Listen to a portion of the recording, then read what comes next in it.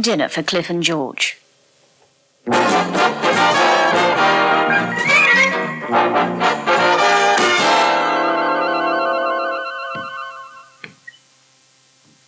Hey, that looks good, Shirley. What's it going to be? Apple pie. Hey, we got a nice bit of meat too, haven't we? Lamb, is it? Yeah, it was an half deer and all. Hey, don't put it on too soon, mind. I won't be back till after 3.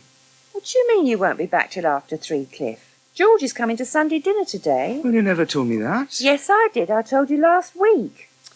Oh, look, you're not working at the Waggoners again this Sunday, are you? You said you had this Sunday off. Yeah, well, I was going to, Shirley, but then one of the other barmen got flu, and I said I'd help out. Oh, Cliff. George is coming. I can't help it, Shirley. I can't let Donald down.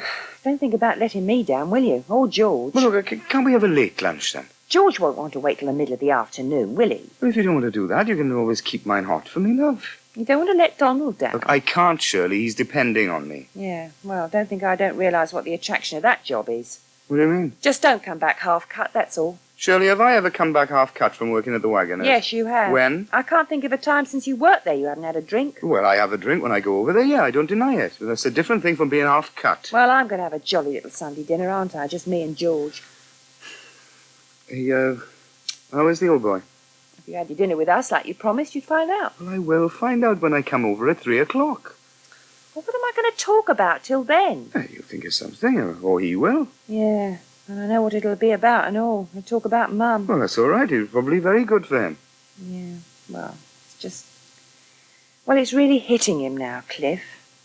He's over the being brave bit. He's just plain miserable. We'll talk to him about Christmas, then. Oh, yeah, that'll really cheer him up, won't it? Tell him we're off to Wales, leaving him on his own. Look, I've told you, Shirley. Mum said he could come and spend Christmas with us if he wanted to. You ask him. He'd probably be delighted. Anyway, you're so certain we're going to Wales over Christmas. Who's going to look after the shop? That's what I want to know. Well, the shop's going to be closed at Christmas, isn't it? Yes, but papers don't stop over Christmas, Cliff. Only Christmas Day. Well, that's another thing you can talk to him about. You were supposed to be running that shop as a temporary measure. You just ask him how the probate's coming along and what the solicitor says about your share. I wouldn't dream of bringing that up, Cliff, and just you make sure you don't mention it either, because if you say a word about that, I'll... What'll you do? Well, I'll break this apple pie over your head. I mean it, Cliff. Don't you dare say a word.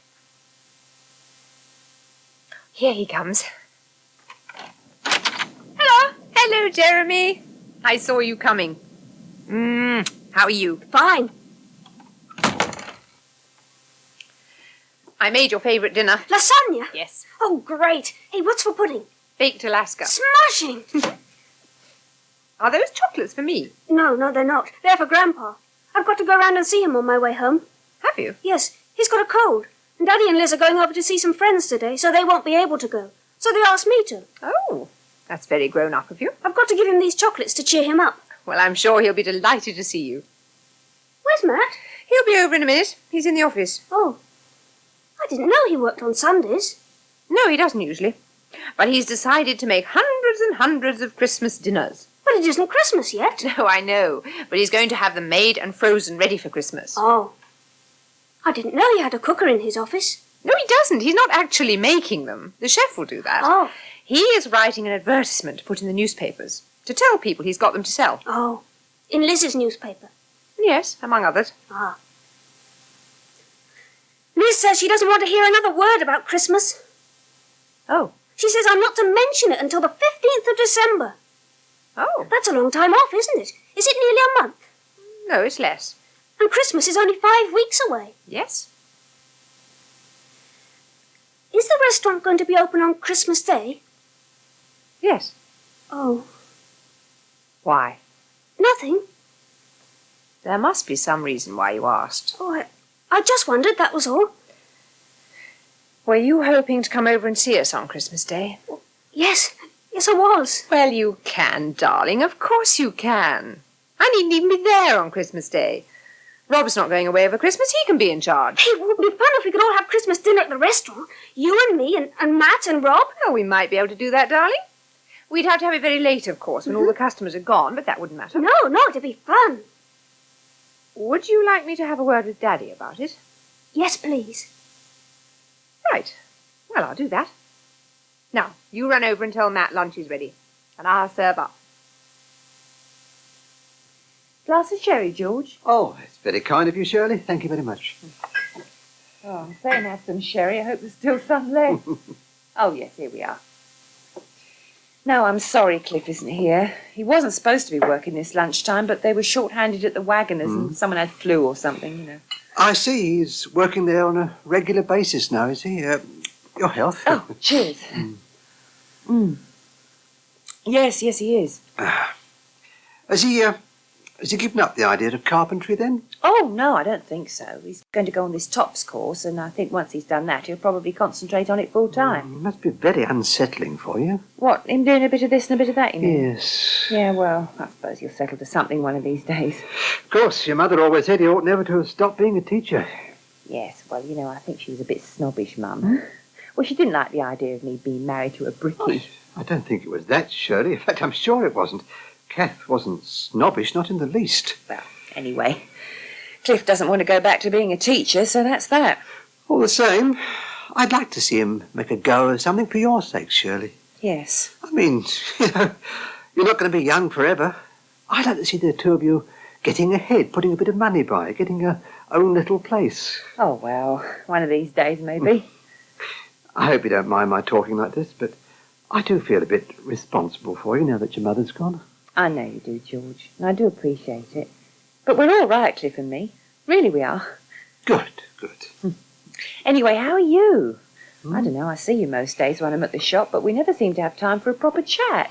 No, we don't, do we? Oh, well. All right. Get a bit down, of course, now and then, but then that's only to be expected. Yeah. I don't know. I miss your mother so much, Shirley. It seems daft sometimes. It wasn't as if I'd been married to her for 30 years or anything. This time last year, I wasn't even seeing her. And we were together such a short time. I still feel I've lost part of myself. Yes, well, you're bound to, aren't you? She was such a lovely person, Cheryl, so full of life. Doesn't seem any sense in it, does there? A strong, healthy woman like her just... I know, George. But then again, you see, in some ways, it's better to go like that than lying suffering for years with something, isn't it? I know. I tell myself that. I try to. But I sometimes wonder what it's all about, any of it. I suppose we all do. Yes. Oh, well, I mustn't get depressed. No, you mustn't.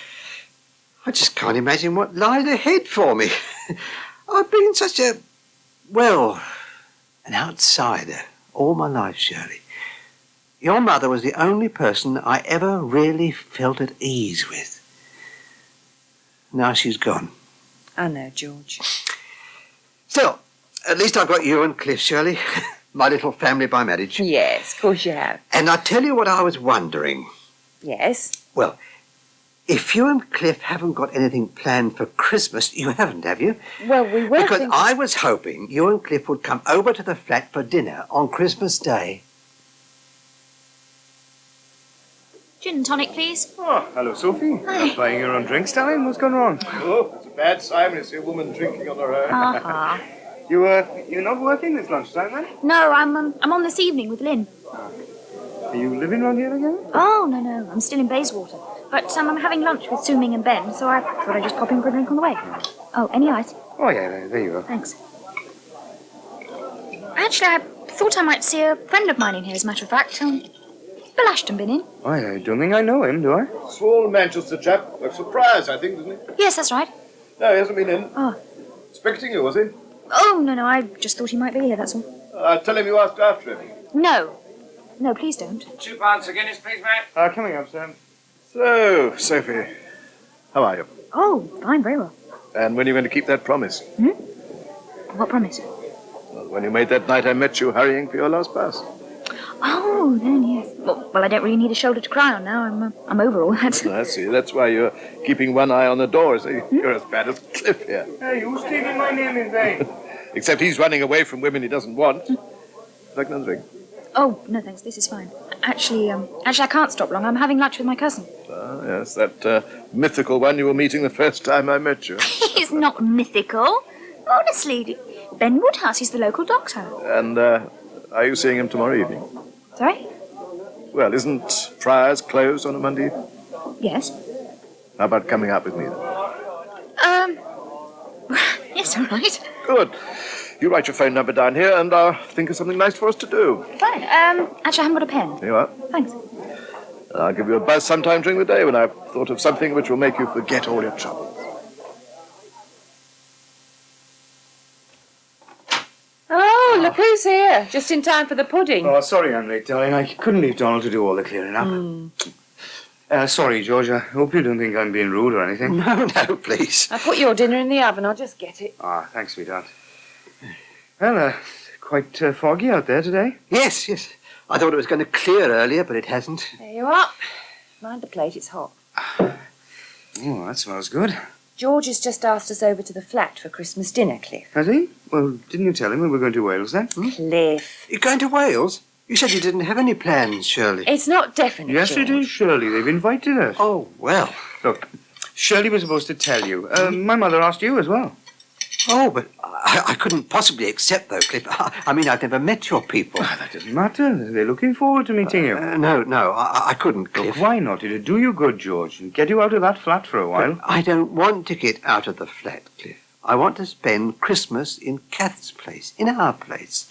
Well, this year, anyway. Bye, Jeremy. Bye. See you next weekend. Yeah? See you next weekend, darling. Give our love to Grandpa. I will. Bye. Bye. Well, that was a nice day then. Yes, Hey, cheer up. You'll see him again next weekend. I know I will. Well then, what is it? I'm still furious with Peter for stopping him from coming here to do his homework. I know. I mean, what harm did it do? He liked coming here, we liked having him. Yes, but it did mean a walk home after dark. So what? They're happy enough to let him walk home from Arthur's after dark. It isn't dark yet. No, but it will be by the time he's visited Arthur. Don't get into a state about it, love. Well, I am in a state. I can't help it. Every time I think about Peter and Liz at the moment, my blood boils. Peter was so rude last week. Oh, he did apologise. He said he was sorry he'd misjudged the situation. But there wasn't any real change of attitude. He wasn't prepared to budge as far as homework was concerned, or Christmas. Oh, well, Christmas. All families squabble about who's going where at Christmas. Anyway, Jeremy wants to come here. He said so. Ah. Here, or the restaurant. You don't need to look so sceptical, Matt. He did. Yeah, with a bit of prompting from Mum. No, not with a bit of prompting from Mum. I had to practically drag it out of him. You don't think it might have been better not to have dragged it out of him? No, I don't. Oh, well, he's your son. I suppose if you want to screw him up Oh, totally... of course I don't want to screw him up totally. Whose side are you on? I'm not on any side, love. I just don't like the idea of a kid being fought over. Look, I'm not the one who started all this, Matt. It's quite obvious that Jeremy wants to spend more time here, and it's equally obvious that they're determined to stop him. Well, I'm not having it. If he wants to spend Christmas with us, he's bloody well going to. Lynn, love, a lot of things can happen between now and Christmas. Yes, you're telling me. And the first is that I'm going round to have this out with Peter. During the day, when I can get him on his own.